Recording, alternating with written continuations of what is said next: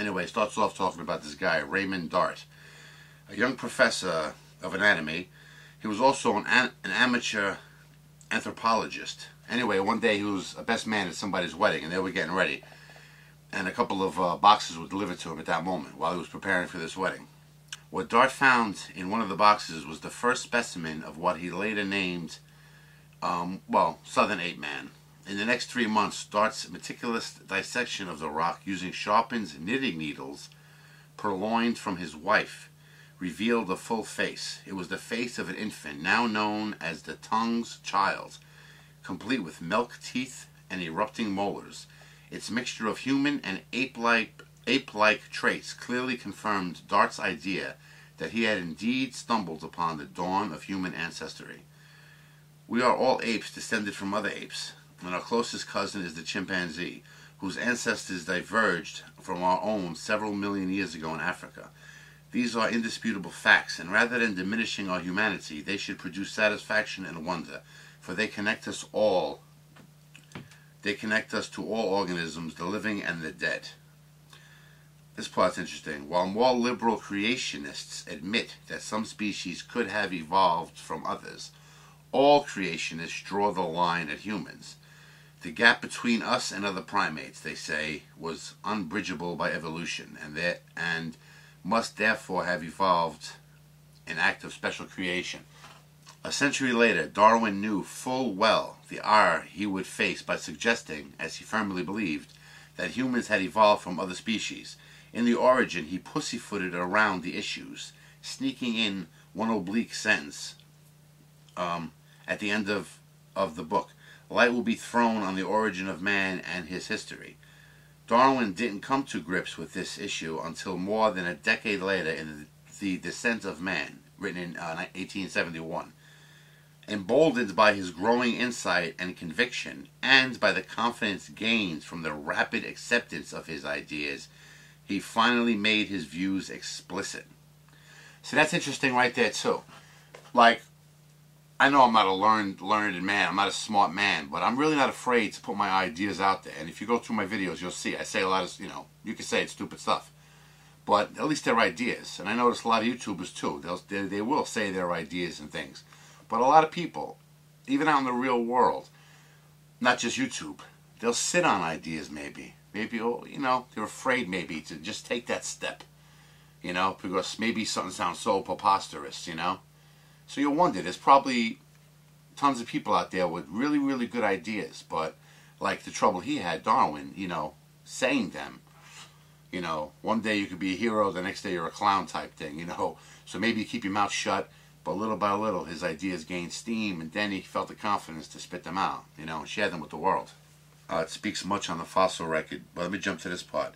In 1974, Donald Johnson found one of the most famous ones, Lucy. One could not ask for a better transitional form between humans and ancient apes than Lucy. From the neck up, she's ape-like. In the middle, she's a mixture.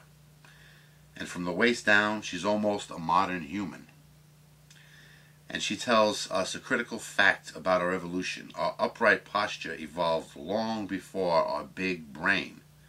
When this was discovered, it went against the conventional wisdom that larger brains evolved first, and made us rethink the way the natural selection may have shaped modern humans.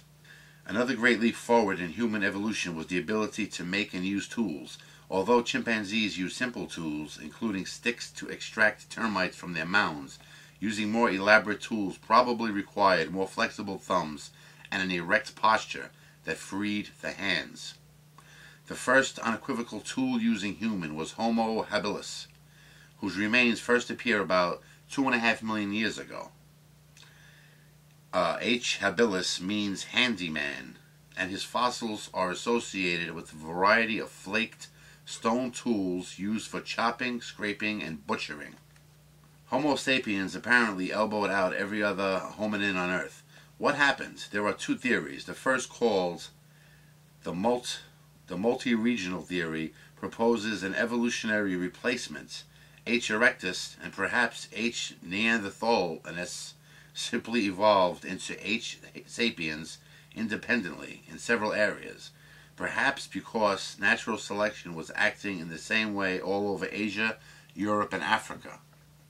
The second idea, dubbed the out of Africa theory, proposes that modern H. sapiens, it says H. sapiens, I would say Homo sapiens, but it says H. sapiens, originated in Africa and spread, physically replacing H. erectus and the Neanderthals, perhaps by out-competing them for food or killing them. See, I don't believe that out-competing for food. That can't be it. If one whole species or race of human beings disappeared from this earth, they had to be killed off by the stronger, smarter ones or something. I can't imagine them, just because the other ones were taking their food, they all starved out. That doesn't make sense. They're probably, the land is the earth is the same size as it's always been. It's a big world, and there had to be so few people as compared to today, the billions and billions of people we have on this earth. There was always food laying around, so it had to be that they killed the smarter, stronger ones or whatever, killed them, It speaks of gene sequencing, but let me talk about this part. Traveling around the globe, you quickly see that humans from different places look different.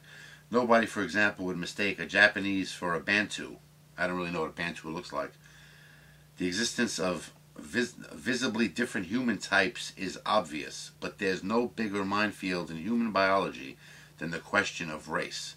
Most biologists stay as far away from it as they can.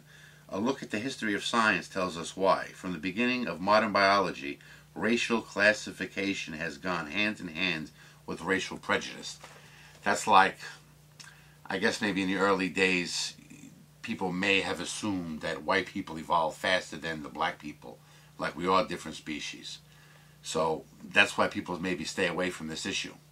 But if anything, the human evolution is the most important of all the evolution on Earth, only because it's us. I mean, we want to know where we came from exactly.